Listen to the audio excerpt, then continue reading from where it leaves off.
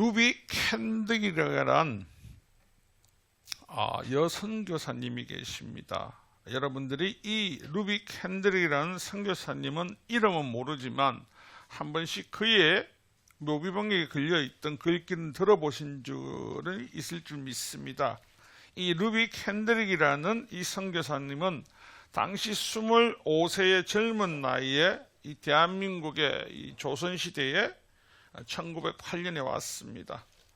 그래서 그 묘비명에 보면요, 내게 줄 수 있는 천개의 생명이 있다면 그 모든을 조선을 위해 바치겠습니다라고 한 번쯤 들어보신 적이 있을 겁니다. 이분이 미국의 젊은 여선교사입니다. 그는 20대 젊은 나이에 복음의 분무지와 같은 이 조선 땅에 와가지고 우리나라 당시 정말 위생적으로 또 모든 치료시설이 열악했습니다. 급성 맹장염에 걸리게 되고 치료도 받지 못하고 열악한 그 상황에서 불과 복음을 전하러 온 지 9개월 만에 그는 하나님의 부르심을 받고 이 땅에서 떠나게 되었습니다. 그런데 참 안타깝다고 생각하지만 그 사후의 열매를 보면요, 그녀가 죽기 전에 부모님께 편지를 보냈습니다. 만약 제가 죽으면 텍사스 청년들에게 10명, 20명, 50명씩 조선으로 오라고 전해달라고. 이 소식이 미국 청년들에게 전해지자 이 감동한 수많은 젊은이가 선교를 지망하게 되고, 그리고 그 일을 통해서 수많은 선교사들이 파송이 되었다라고 합니다. 이 말씀을 보면서 그 삶은 짧았을지 모르지만 하나님의 역사와 기대는 우리에게 늘 영원히 함께 하시고 그 일을 진행하시는 것을 볼 수 있습니다. 오늘 우리가 나눌 말씀은 잘 알고 계시는 사도들의 행적을 기록한 사도행전입니다. 본문의 배경을 보면요, 바울 사도가 3차 전도여행을 이제 마치기 위해서 예루살렘으로 돌아가는 길이었습니다. 하지만 돌아가는 그 길에 바울은 에베소에 있는 성도들이 너무나 만나고 싶었습니다. 근데 그곳에 가면 그들과 시간을 끌면 바울이 오순절이 되기 전에 도착하고자 하는 계획이 맞지 않을까봐 어쩔 수 없이 그가 타고 가는 배를 밀레도라는 항구, 조그만 항구로 에베소에 있는 지도자들, 장로들을 불러서 만남을 가집니다. 그리고 그들과 함께 교제를 나누고 기도를 하고, 또 아마 바울은 두 번 다시 이들을 만나지 못할 것을 아마 하나님께서 마음을 주셨는 것 같습니다. 그래서 그들에게 다시 한 번 더 당부를 합니다. 어떤 고난 가운데도 복음을 전하는 것에 대해서는 포기하지 말고 전력전심을 다해서 하라고 부탁을 합니다. 사랑하는 성도 여러분, 오늘 본문 말씀을 보면 바울 사도의 이 비장함과 더불어 자신이 예수 그리스도로부터 받은 그 놀라운 사명과 그 하나님의 놀라우신 은혜가 자신의 생명을 보다도 더 귀중하고 소중하다는 것을 말하고 있습니다. 우리는 늘 고민을 합니다. 어떤 것이 은혜고 어떤 것이 은혜가 아닐까? 오늘 본문의 말씀처럼요, 하나님을 만난 그 모든 것들이 은혜입니다. 그럼 그 모든 것들이 뭐냐? 지금 여기에 계신 여러분들, 예수 그리스도가 주인 되시는 모든 분들은 세상 그 어떤 것보다 귀한 은혜를 입은 자임을 기억하셔야 됩니다. 바울은 예수님으로부터 다른 말로 하면 선택을 받을 수 있는 사람이 절대적으로 아닙니다. 인간적 측면에서 바울을 보면요, 우리가 잘 아는 것처럼 바울의 장기는 뭡니까? 제사장들로부터 힘과 능력을 받은, 오늘 예전 말로 하면 형사라고 합시다. 그냥 군인이라 할 수도 있고, 그 중에 가장 악질적인 형사 아니면 이 간수입니다. 그래서 그의 악질적인 이 소문은요, 이 당시 예루살렘뿐만 아니라 전 지역에 퍼져 있었습니다. 바울이란 하는 대머리가 하나 있는데 저거는 온 동네 쫓아다니까 그리스도인이라면 어쨌든지 잡아가서 고문하고 죽이려고 한다. 그리스도인 입장에서는 얼마나 치를 뜨는 사람이겠습니까? 그래서 그리스도인들이 많이 숨어 있다는 다메섹으로 바울이 가다가 예수님께서 그를 부르시고 만나 주십니다. 이해가 가지 않았습니다. 어떤 이런 악질을 하나님 꼭 쓰셔야 됩니까? 이 사람 말고도 선하고 착하고 명망 있는 사람이 얼마나 많은데 하나님 스데반과 같은 사람을 쓰셨으면 더 좋은 결과가 있지 않겠습니까? 하필이면 스데반은 죽게 하시고 왜 하필이면 저 바울입니까? 우리 입장에서는 그럴 수 있습니다. 그래서 하지만 잊지 말아야 되는 건 여기 있는 그 어떤 사람도 하나님 앞에 구원받을 수 있는 자격은 없습니다. 그저 하나님께서 우리 모두에게 공평하게 하나님의 선물로 우리에게 주신 것이지 우리의 공로나 힘이나 능력으로 받은 것이 없다라는 겁니다. 그래서 인간적으로 생각하면 이건 잘못된 날입니다. 그런 고통과 어려움 환경에 미래 있는 이가 어떻게 받을 수 있습니까? 하지만 예수님께서 그를 부르시면서 어찌보면 그 인생에 가장 복되지만 가장 철저히 외면당할 수도 있고 철저히 고통받을 수도 있고 철저히 어려움이 그의 삶을 지배적으로 할 수 있지만 하나님의 은혜가 그곳에 임할 때 그의 변화된 모습과 삶이 통해서 죄인 중에 괴수란 이자를 통해서 변화된 것처럼 모든 사람들이 다 변화를 될 수 있다라고 생각을 하신 것 같습니다. 그래서 예수님께 받은 사명과 그 은혜는요, 진리에서 벗어나서 진리를 알지 못하고 쾌락과 만몬에 빠져있는 그들에게 그들의 공로로 구원을 받기를 원하는 모든 백성들을 찾아가서 이 땅의 진리는 오직 예수 그리스도 한 분이시라고 그를 통하지 않고는 그 어떤 사람도 구원을 받을 수 없다는 것을 가리키라고 이야기를 합니다. 그래서 에베소서 2장 8절에도 보면요, 너희는 그 은혜에 의하여 믿음으로 말미암아 구원을 받았으니 이것은 너희의 난 것이 아니요 하나님의 선물이라.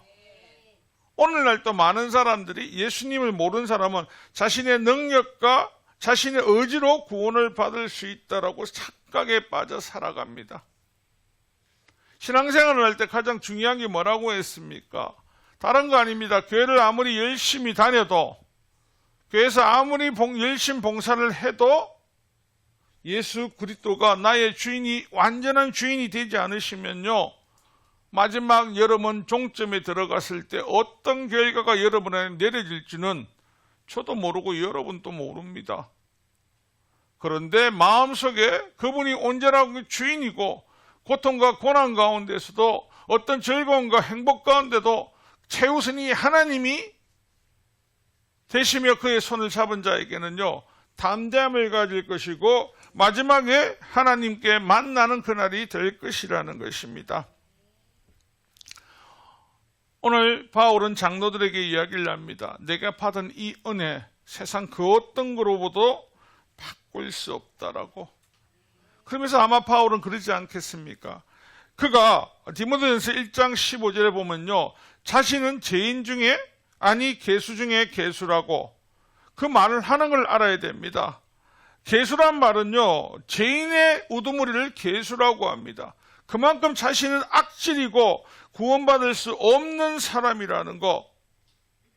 그런데 디모데전서 1장 16절에 보니 그러나 내게 국률을 입은 까닭은 예수 그리스도께서 내게 먼저 일체 오래 참으심을 보이사 후에 주를 믿어 영생 얻는 자들에게 본이 되게 하려 하심이라.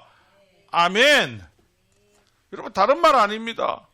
구원받을 수 없는 모든 사람들에게 나 같은 악질, 나 같은 받을 수 없는 버러지와 같은 인생도 예수님께서 건져주시더라.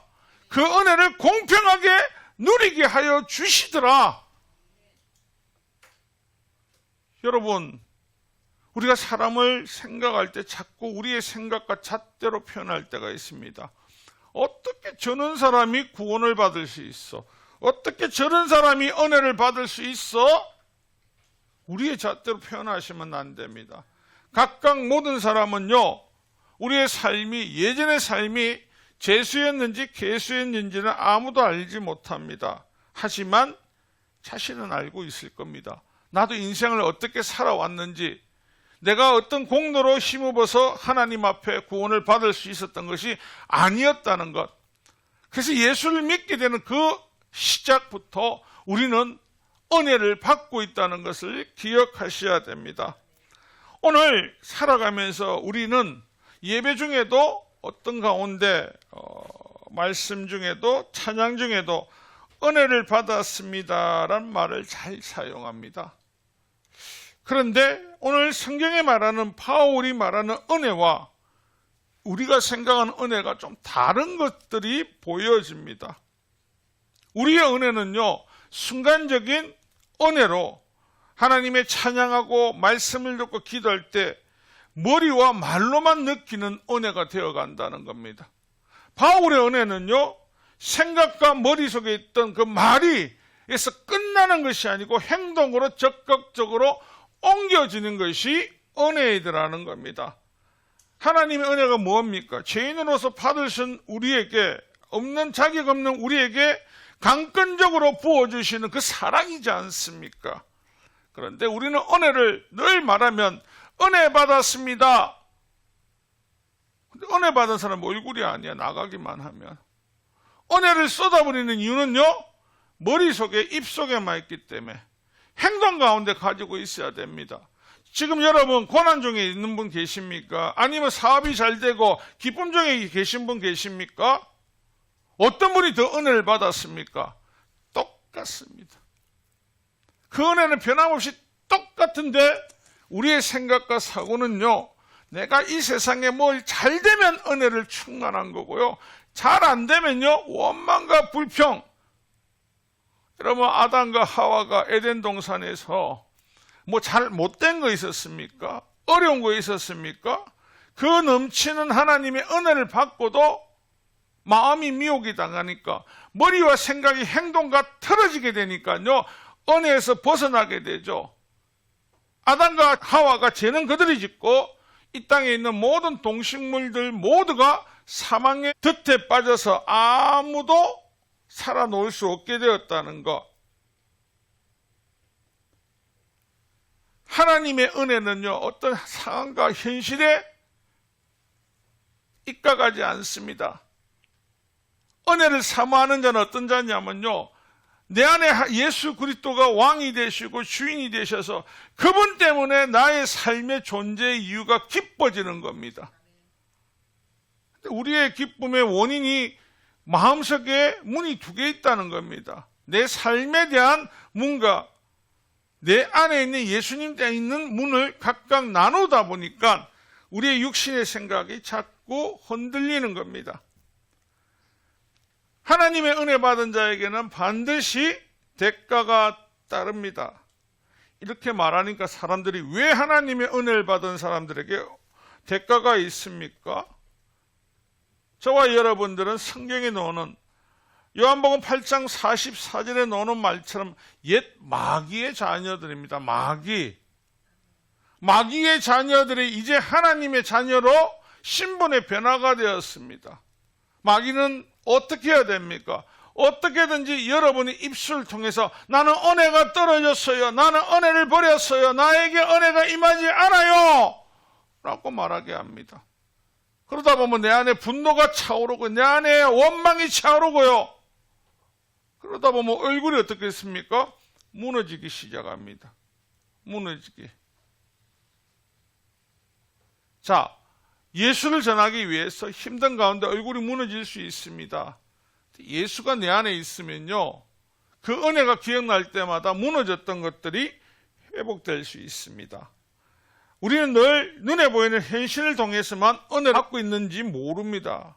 우리는요, 늘 눈에 보이는 은혜가 아니라 마음 깊은 속에서, 삶 속에서 예수님을 바라보고 끝까지 완주하면 그 예수님이 약속하신 것에 고통받는 자나 고난받는 자나 환난을 받는 자나 잘된 자나 부한 자나 권력을 가진 자나 예수님과 동행한 자는 종착지는 똑같이 들어간다는 겁니다. 왜 예수님의 백성들만을 한 가족이라고 하고 믿지 않는 사람들은 왜 한 가족이 아닐까요? 다른 거 없습니다. 여러분, 천국은 예수님의 백성들만 들어가니까 한 가족이죠. 같은 것을 공통적으로 누릴 수 있으니까. 그러면 지옥은요, 엄부는요, 각 개인마다 각각 고통이 영원하다고 하죠. 고통을 만약에 한 가족이 다 받는다면 부모 형제들이 내가 대신 받아서라도 너라도 건져주고 싶겠죠. 그러나 그들은 개인이기 때문에 절대적으로 건져줄 수 없다라는 겁니다. 신약성경 고린도후서 11장을 보면요, 바울은 자신이 세운 고린도 교회를 그곳에 있는 성도들로부터 비난과 비판을 받게 됩니다. 어느 순간 고린도 교회에 거짓 선지자와 거짓 선생이 들어와서 이들의 특징은 말을 너무너무 잘합니다. 너무너무 잘하고 율법주의자들은요, 우리들이 말하는 예루살렘으로 가져왔던 어떤 사도증 비슷한 나는 인정받은 사람이다. 그걸 들먹이면서 바울은 가짜 선지자고 가짜다. 믿지 마라. 바울이 고린도 교회에 복음을 전하고 예수 그리스도를 증거했을 때 그들의 문제가 있었냐? 바울이 그들로부터 뭘 강탈했느냐? 그들로부터 요구하는 것이 있냐? 아무것도 없었습니다. 하지만 거짓들은 들어와서요, 그들에게 요구하고 그들을 윽박하고 그들을 강압적으로 눌리는데도 그들은 그의 말에 더 집중을 하고 그의 말에 쏘가 있더라는 겁니다.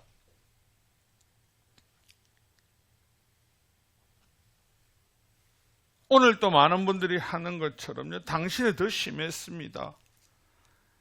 하나님의 선지자들은요, 절대적으로 고난받지 않는다고. 유대인들은 그렇게 믿고 있었고, 그 파중이 이 소아시아에 다 전거되어 있었거든요. 바울의 모습은 어떻습니까? 늘 고난받고 핍박받고 환난받고 어려움 당하거든요. 그래서 거짓 선지자들이 이야기를 합니다. 자, 봐라. 저 바울은 가짜 아닌가? 진짜라면 고통 안 받는다. 진짜라면 잘 돼 있지. 진짜라면 저렇게 환난 없다.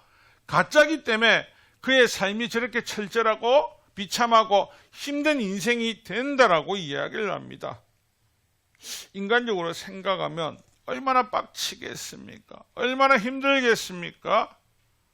바울은 크게 다른 대꾸하지 않습니다. 우리가 잘 알고 있는 고린도후서 11장 25절, 24절부터 이야기를 하면서 자신은 3번의 태장을 맞고요, 돌도 맞고 3번의 파선을 다고 일자를 바다 깊은 곳에 지내고 또 여러 번의 강도들의 위험과 강의 위험, 동족의 위험, 이방인의 위험, 모든 강야에서 위험 받은 것을 계속해서 이야기하면서 마지막으로 27절에 그렇게 말을 합니다.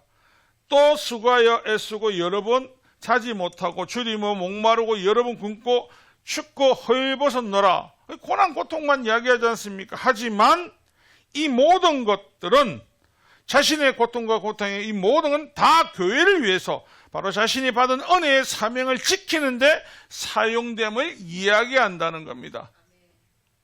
은혜 받은 자는요, 하나님의 나라를 확장을 위해서 달려갑니다. 은혜가 없는 자는요, 자신의 생각을 위해서 달려갑니다. 그래서 은혜 받은 자는요, 그 남은 자손들까지 하나님이 약속하신 천대의 복을 받게 되는 것이고요, 자신 개인의 영달을 위해 쫓아갔던 사람의 인생은요, 중간에 무너지게 됩니다. 왜요? 은혜의 강이 끊어지니까요. 내만 받던 하나님의 은혜. 대한민국의 미래가 어둡고 언제부터 우리가 다음 세대를 위해서 기도하는 이유가 뭡니까? 은혜의 강이 말라가고 은혜의 강이 끊어지기 때문입니다. 사랑하는 성도 여러분, 여러분은 날마다 지금 하나님의 은혜를 누리고 사십니까? 그 은혜가 누리지는 것을 느끼십니까? 3번만 아멘이네. 3번만 느끼지네. 여러분 고난이 오고 힘들면 어떻습니까? 은혜가 안 느껴지지 않습니까? 고난이 오고 고통만 오면 우리는 왜 늘 은혜가 없어질까요? 다른 거 아닙니다. 진짜 은혜를 알지 못하기 때문에. 진짜 은혜를 누린다면요, 우리 삶은요 완전하게 변화되고 우리 삶은요 영화롭게, 그리고 여러분들은요 기쁨에 가득 차서 살아갑니다. 지금은 아이들이 불과 몇십 년 전 아이들과 틀린 것은요, 크리스마스가 되면요 아이들이 부모님이 줄 선물을 크고 작은 거 관계없었습니다. 기대하면서 1월 달부터 크리스마스를 기대했거든요. 요즘 아이들은요 기대하지 않습니다. 왜요? 아유, 원하면 다 줄 건데 뭐 때문에. 그리고 크리스마스 때나 어떤 생일 때 내가 원하지 않는 선물을 주면 어때요? 마음이 내 상해합니다. 안 주면 어쩔 낀데. 은혜가 사라지면 부모가 뭘 해줘도 감사함이 없습니다. 고마움이 없습니다. 당연히 시대에 있습니다. 하나님의 백성들이 하나님의 사랑이 떠나면요, 그 사랑 안에 거하지 못하면요, 늘 우리 아이들 인간적인 생각과 모습처럼요, 늘 불평불만의 원망의 마음으로 가지고 살아갑니다. 바울 서신을 보고 베드로를 봐도 모든 성경에 나오는 믿음의 가족들을 보면 고난을 당하고 고통을 당하도요, 그 모든 것이 은혜, 그 은혜 하나로 모든 걸 말씀을 마치는데, 그 이유는요, 내가 지금 받고 있는 은혜는요, 하나님이 나에 대한 미래를 책임지고 계시기 때문에, 그리고 내 미래를 내가 책임질 땐 죽음밖에 없고 사망밖에 없었지만 하나님이 나를 영원한 생명의 나라로 이미 확정지어 놓으셨기 때문에 그 은혜가 내게 족하다는 겁니다. 그 은혜에서, 그 사랑에서 벗어나게 할 수 있는 것은 아무것도 없다는 것을 기억하기 때문입니다. 여러분 아시죠? 여러분 들어는 봤습니다. 카타콤이라고. 로마의 행포로 예수 그리스도를 믿지 못하게 되었을 때 이 카타콤으로 기독교인들이 박해를 피해 숨어듭니다. 카타콤이라는 것이 알고 있듯이 지하 무덤을 이야기하는데 그곳에서 예배를 드렸습니다. 그런데 왜 하필이면 카타콤 지하 무덤으로 피신을 할까요? 무덤에 로마 군병들이 잡으러 오면 어떡하려고요? 그런데 당시 로마인들은 이 무덤이라는 것을요, 또 로마 법상 신성 불가침 영역이라고 생각했기 때문에 군인들이 함부로 무덤 안에는 침투하지 않았답니다. 그래서 그리스도인들이 그 지하 무덤 속에 갇혀 있는 것에도요, 갇혀 있는 것이 아니라 거기에서 마음껏 찬양을 하고 거기에서 마음껏 예배드리고 마음껏 말씀을 읽을 수 있으니까요, 너무너무 행복한 공동체가 되고 너무너무 기뻐한 곳이 되더라는 겁니다. 지난주 제가 영화를 한 편 보았습니다. 보려고 본 게 아니라 집사람과 시간이 남아서 잠시 보러 갔다가 참 마음에 와닿는 영화더라고요. 그 신의 악당이라는 영화인데, 이 내용을 보면 북한이 헝가리로부터 NGO 지원금을 받기 위해 교회를 짓고 수천억의 돈을 받기 위해 가짜 교회와 가짜 부흥회를 하면, 그리고 실사를 하면 주겠다라고 합니다. 근데 이 영화의 실제 모티브는요, 평양에 있는 봉수교회와 칠곡교회입니다. 1988년도와 89년도에 세워진 이 교회들인데, 이 교회들이 세워진 결정적인 교훈은 1988년도에 서울에서 올림픽을 했습니다. 대한민국이 세계 만방에 알려지자 그걸 막기 위해서, 또 북한은 자신들이 그보다 더한 나라, 그래서 자기들이 더 위대한 나라를 나타내기 위해서 그 대응하기 위해 1989년도에 세계 청년 학생 축전을 합니다. 이게 한국 사람 한 명이 쫓아갔죠. 여자가 누구라고 말을 하지 않겠습니다. 그 종교와 모든 것에 자유가 있다는 것을 속여서 외국인들 방문객들을 받아들이기 위해서, 그리고 가짜 성도들을 그 안에 심어 놓았습니다. 그걸 모티브로 한 이 영화를 보면요, 보위부 장교들이 들어옵니다. 그리고 그 NGO 지원금을 받기 위해서 급하게 악당과 부흥회를 준비하라고. 그들이 본업이 뭐냐면요, 예수 믿는 사람들을 잡아 엮고 죽이는 거. 그 중에 보위부 장성 하나는요, 자신이 살기 위해서 자기 사촌형까지 자기 스스로가 죽였던 사람입니다. 그에게 예수 믿는 사람들을 모아라. 그리고 가짜로 기도회를 해라. 가짜로 찬양대를 해라. 어기찬 일이죠. 그런데 보위부의 상관이 일만 잘 마치면 내 자리를 주겠다라고 이야기를 합니다.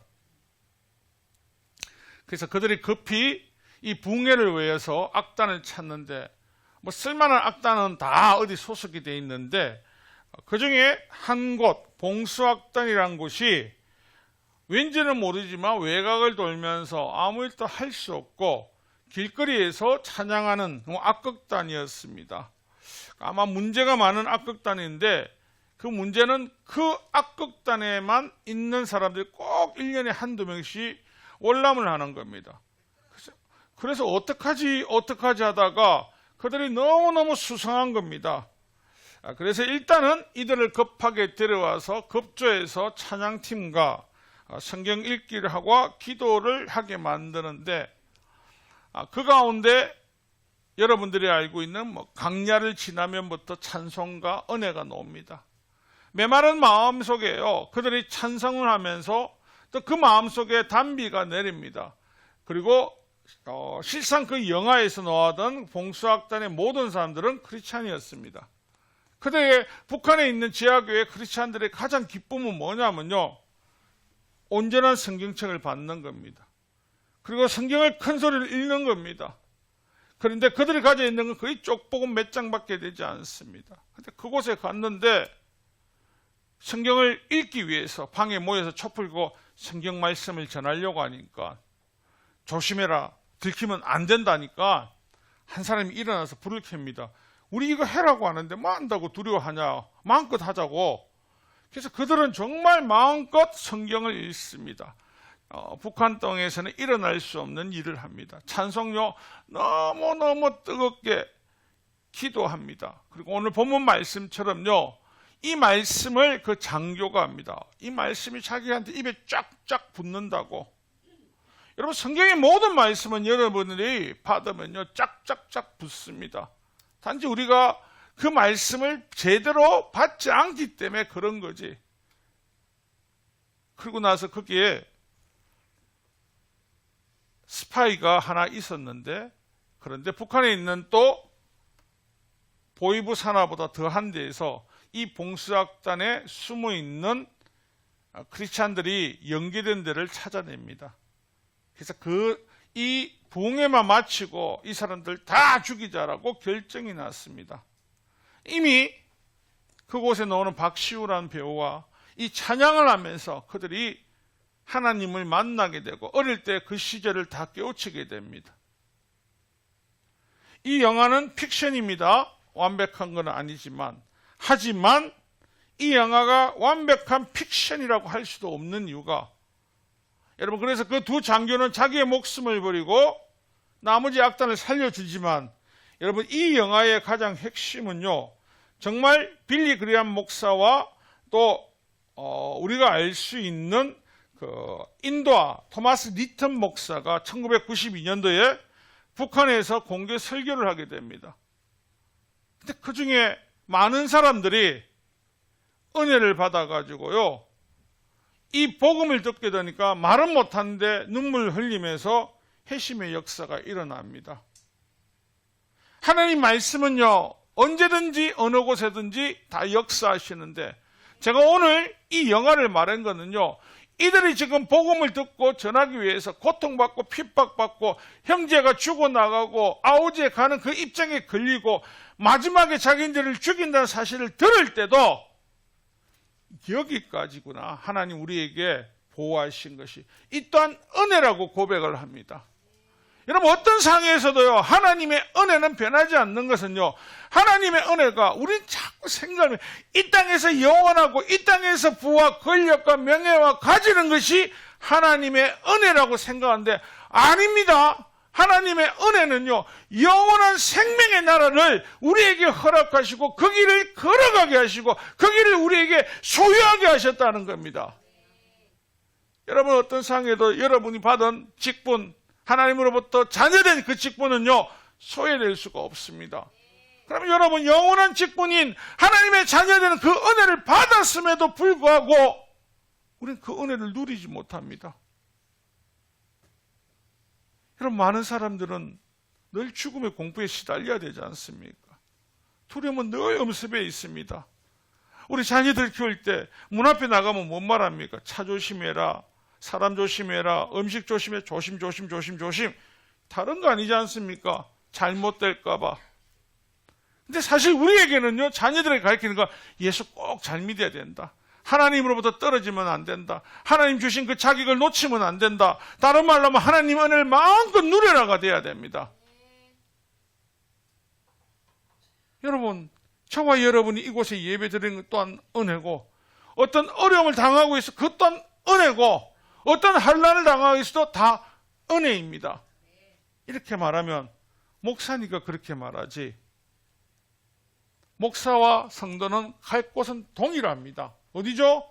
하나님 나라에 우리는 동일하게 같이 가는 사람들입니다. 여러분, 우리가 사고의 중심이 빼앗겨야 됩니다. 뭔 일이 안 되고 힘들고 어려우면 가장 먼저 드는 생각이 뭡니까? 하나님으로부터 멀어지는 거. 마귀는 다시 한 번 더 자신의 자녀들이 자신의 품으로 돌아온 걸 원하고 있습니다. 그래서 여러분들에게 때로는 고난과 환난과 고통을 통하여서 빨리 마귀에게 돌아오라고. 그래서 예수 믿다가 예수님을 떠난 사람들이 하는 말 중에 가장 많이 하는 말이 뭡니까? 야, 교회 안 다니고 다시 다니까 안 되던 사업이 풀리고 안 되는 건강이 찾아오고 한다. 마귀는 그 연약한 거, 우리의 약함을 통해서요, 받은 은혜를 쏟아내게 한다는 것. 사랑하는 성도 여러분, 하나님의 은혜는 영원한 생명에, 그리고 이 땅에 여러분 복 받기를 원하십니다. 하지만 여러분, 이 땅의 복이 물질과 건강이 아니더라도 최고의 복은 하나님과의 함께하고 자녀된 복임을 잊지 않으시길 부탁드리겠습니다. 여러분, 우리가 한 가족이 될 수 있고 한 길을 걸어갈 수 있고 한 축복을 받은 백성들로 여러분 앞으로도 이 땅 가운데 더 많은 하나님의 복이 임하실 걸 믿습니다. 하지만 그 복을 잃을 수 있는 것은 하나님 은혜가 떨어질 때라는 것을 기억하시고, 오늘 바울이 말한 것처럼 자기가 받은 사명, 하나님을 받은 사명을 완수하는 건 하나님 그걸 위해서 나에게 은혜를 부어주셨고, 그러면 저와 여러분에게도 동일하게 그 사명을 주셨다는 것을 기억하셔야 됩니다. 바울이 디모데후서에 보면은 마지막 자기 마침을 놔두고 이야기할 때 어떻게 말합니까? 두려움을 가지고 이야기하지 않습니까? 나는 선한 싸움을 싸우고 나의 달려갈 길을 마치고 믿음을 지켰으니 이후로 받을 면류관만 생각을 합니다. 예비된 것을 자기는 확실합니다. 왜요? 하나님의 은혜가 나에게 늘 있었으니까. 사랑하는 성도 여러분, 이 모든 것들이 은혜입니다. 우리의 삶이 존재가 다 은혜인 걸 잊지 마시고 그 은혜를 많은 사람과 누리고 나누는 저와 여러분 되시기를 주님의 이름으로 축원합니다.